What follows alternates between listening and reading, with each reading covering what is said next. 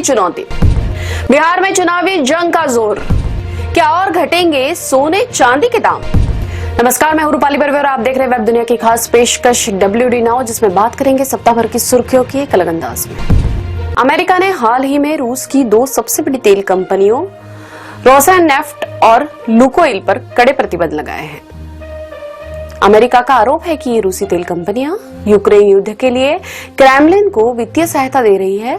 इन प्रतिबंधों का मुख्य उद्देश्य रूसी तेल निर्यात से होने वाली आय को कम कर रूस की युद्ध मशीन को कमजोर करना है।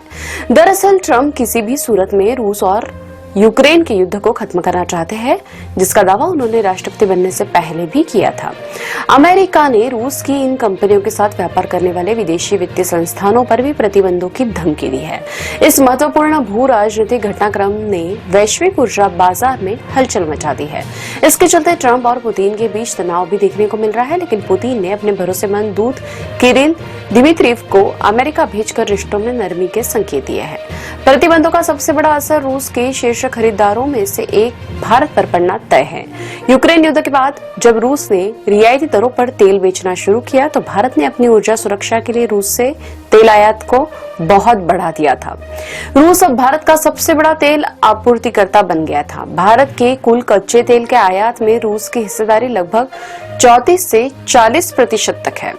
रूस द्वारा तेल पर भारी छूट दिए जाने के कारण भारत ने रूस से अपनी खरीद काफी बढ़ा दी थी, जिससे भारत को अपने आयात बिल पर अरबों डॉलर की बचत हुई है।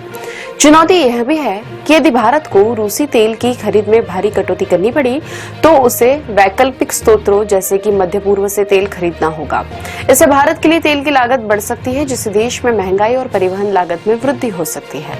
भारत को अपनी ऊर्जा और आर्थिक स्थिरता बनाए रखने के लिए अब एक नया संतुलन बनाना होगा। इन प्रतिबंधों की घोषणा के बाद वैश्विक तेल की कीमतों में उछाल देखने को मिला है। ये अमेरिकी प्रतिबंध रूस पर दबाव बनाने की एक बड़ी और अभूतपूर्व कोशिश है। इसका असर रूस की अर्थव्यवस्था, भारत की ऊर्जा नीति और वैश्विक तेल बाजार सभी पर पड़ेगा। भारत के लिए यह एक मुश्किल घड़ी है, जहां उसे अपनी राष्ट्रीय ऊर्जा सुरक्षा और अंतर्राष्ट्रीय कूटनीति के बीच तालमेल बैठाना होगा। यह देखना होगा कि रूस, चीन और भारत इस नए दबाव का सामना कैसे करते हैं। बिहार में चुनावी जंग पूरे जोरों पर है। प्रधानमंत्री नरेंद्र मोदी और गृह मंत्री अमित शाह समेत एनडीए के प्रमुख नेताओं ने बिहार में मोर्चा संभाल लिया है। राजद नेता महागठबंधन ने भी अपनी पूरी ताकत झोंक दी है। हालांकि चुनाव के ठीक पहले एक बड़ी सियासी तस्वीर साफ हो गई है। तमाम अटकलों को खत्म करते हुए महागठबंधन के आधिकारिक तौर पर तेजस्वी यादव को अपना मुख्यमंत्री चेहरा घोषित कर दिया है। इसके साथ ही वीआईपी प्रमुख मुकेश साहनी को डिप्टी सीएम पद का दावेदार बना दिया है। महागठबंधन ने इस घोषणा से एकजुटता का संदेश दिया है, लेकिन इसके बाद से ही बिहार की राजनीति में बयानबाजी का तूफान खड़ा हो गया है।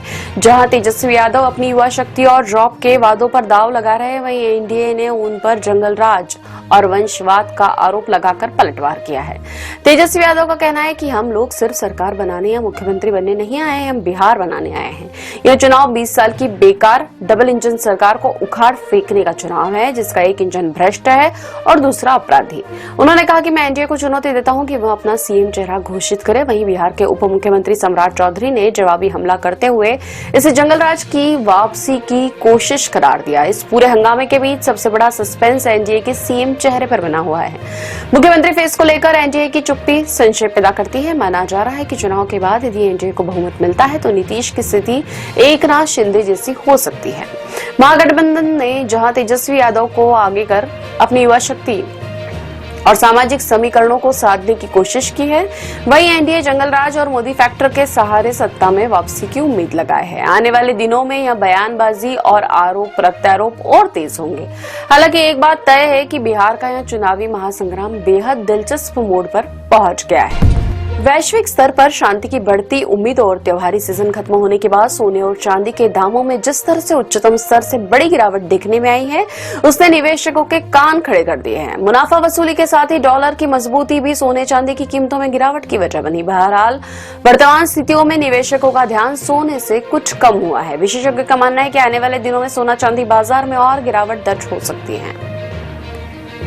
एमसीएक्स पर 5 दिसंबर की एक्सपायरी वाला गोल्ड रेट अपने हाई से करीब 9,000 रुपए के आसपास गिरकर 1,22,000 के करीब आ गया। वहीं चांदी भी बुरी तरह फिसलकर शुरुआती कारोबार में 1,45,000 रुपए पर आ गई।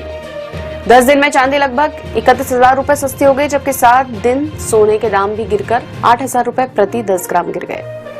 दिवाली धनतेरस पर जोरदार खरीदारी के बाद सोने और चांदी की डिमांड में कमी आई है और इसके चलते दोनों के दाम तेजी से फिसले हैं। निवेशकों ने भी इस मौके पर जमकर मुनाफा वसूली की। एक्सपर्ट ने भी निवेशकों को सतर्क रहने की सलाह दी है। हालांकि शादी ब्याह का सीजन शुरू होने के बाद दोनों ही धातुओं में एक बार फिर मांग आ सकती है। आने वाले समय में अगर डॉलर कमजोर हुआ और अमेरिकी मंदी की चपेट में आया तो सोने चांदी के दाम में आग लग सकती है। पुराने इतिहास पर अगर नजर डालें तो 2008 से 2011 के बीच चांदी की कीमतें तेजी से बढ़ी थी। 29 अप्रैल 2011 को $47.9 प्रति ऑन्स पर पहुंच गया था, जो साल 1980 के बाद से रिकॉर्ड हाई पर था।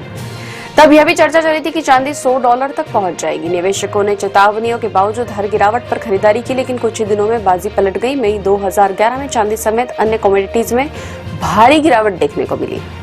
MCX पर महज 5 कारोबारी दिनों में ही चांदी $48 से $33 पर आ गई, अर्थात इसमें 31% की भारी गिरावट दर्ज की गई।